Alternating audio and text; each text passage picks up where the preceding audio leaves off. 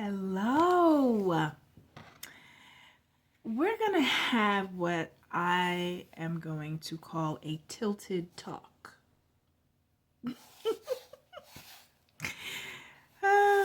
Name of my channel is Tilted Crown, referring to, hair and hats. Well, we're going to have a tilted talk. All right. So as most of you have seen, well, I shouldn't say most of you, some of you have seen I believe it was a short that I put out of me on the first day of school this spring semester at F.I.T, taking the hat fabrication course. Shout out to Professor Walcott. Well, I'm doing a veil while I'm talking to you. So I said I'm a multitask, okay? So I take the class, I'm excited. My goal is to learn the 8-piece hat, like the newsboy hat, to make it, sew it. I even know what type of material I want to pick from this. I mean, to make from everything. I just envisioned all of this. Now, backtrack a little bit. When I took hat blocking, the felt hats that you've seen me make in a lot of these videos, that class was more like sculpting. Okay, you use a block, you mold your material over it, you let it cure, you do the lining, you do the sweatband, you do the accessories, boom. Okay, you can pretty much make a hat in 24 hours or so, a day or so. Now, it was easy, it was quick satisfaction. I like the turnaround time of making hats. Doesn't really take long. The satisfaction of the fruits of your labor you get to see rather quickly. Okay. Now, hat fabrication, it is oranges to hat blocking's apples. Totally different. What I didn't know is that we have to make our patterns from scratch. They don't give us a pattern and we cut the pattern and the material to the pattern and put it together and make a hat. No. We are making the pattern from scratch based on whatever head size you want to do. If you're doing a hat for yourself, you're doing a hat for someone else.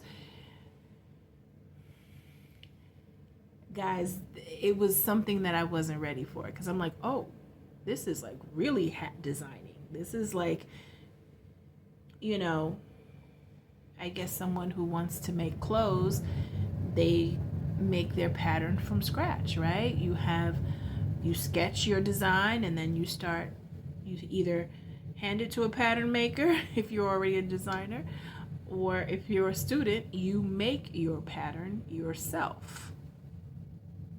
I don't know why I thought that did not apply to hats. I don't know. Well, I am challenged in fractions. Always have been. Fourths, I got it. Thirds, I got it. But when you start talking about 3/16 of an inch, I'm like, what's that? Just say tiny. Just say,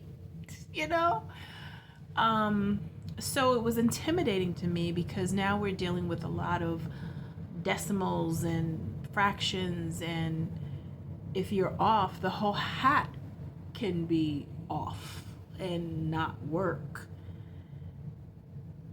Have you guys ever heard that it's harder between being a chef, I hope I'm saying this right, culinary chef or a pastry chef? Do you know which one they say is harder in the chef world? They say being a pastry chef is harder. And I would have thought desserts? You would think it would be easier, right? Well, no. Bread makers are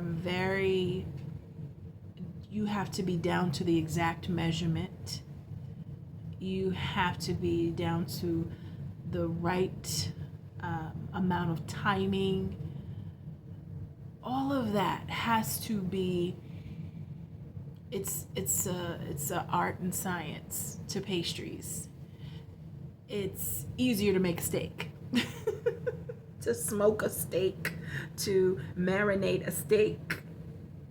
Yeah, this is what I've heard from chefs. If you've heard the opposite, please share. But this is what I heard, and it was eye opening for me. Well, that is what this class is to me. Hat fabrication. It's my it's my pastry class. You know what I mean? And so for some reason I was 3 classes in, I believe. Yeah.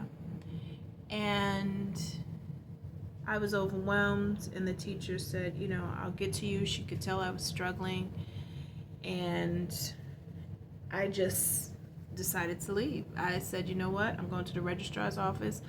I did go to the registrar's office, and I asked for a course withdrawal form. They said, okay, you sign it. Your instructor has to sign it, and then they send it back to us, and we give you a refund on the class, yada yada yada. Now I'm like, okay, fine. From there, I didn't go back to class. I went home. I was only in about an hour and a half in the class. The class is 2 to 6. So I'm on my way home. I called my people, my family, my friends, and I was like, you know what? I had to quit. And it made sense to them, right? Because I really wanted to learn about really one particular hat, even though we were going to make quite a few hats. And I was like, yeah, but then once I slept on it, I was like, am I doing the right thing? So I called my mom.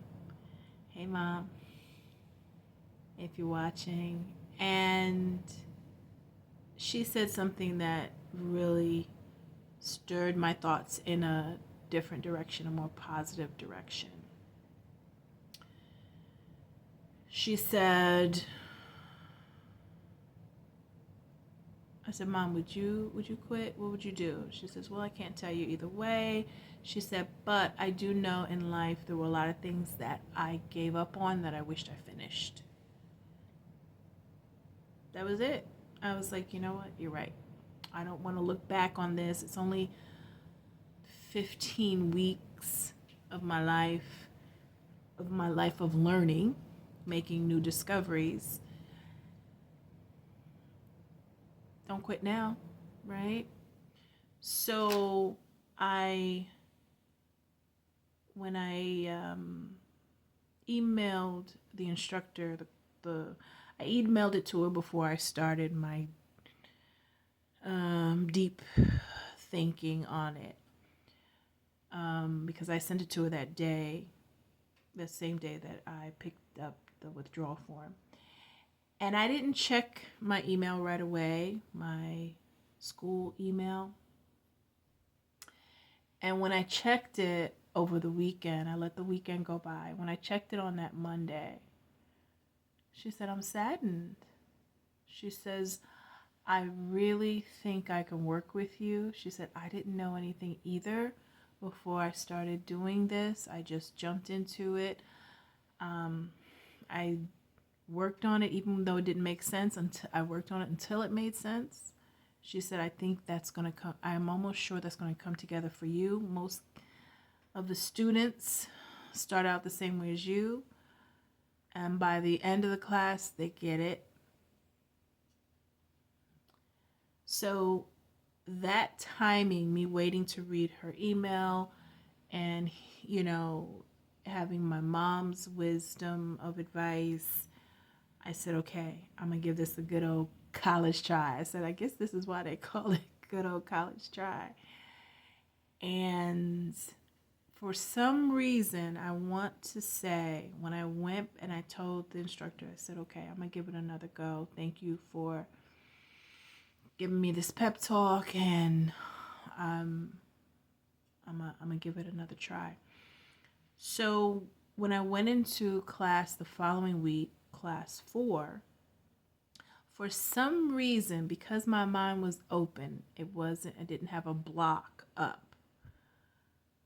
I just started hearing information differently. Things started, I don't know, making sense a little bit. I'm not going to say I have it down, but I was more receptive, and therefore I was absorbing more information.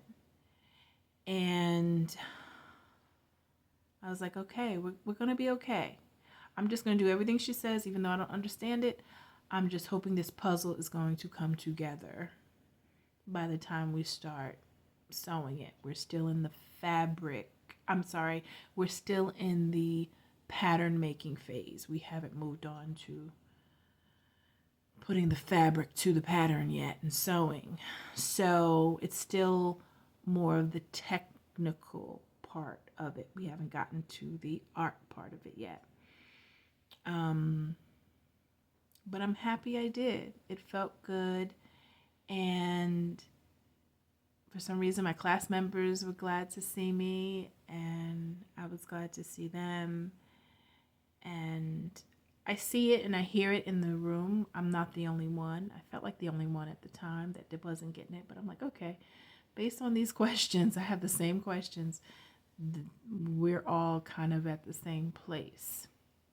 And I shouldn't say not we're all. I take that back, because that was one of the intimidating parts.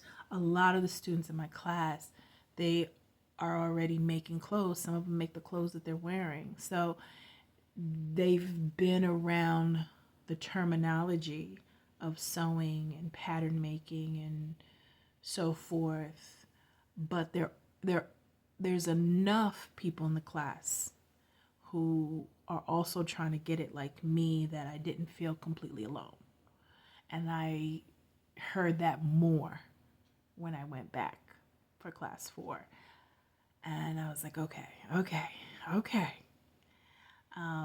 Had to have that pep talk with myself as well.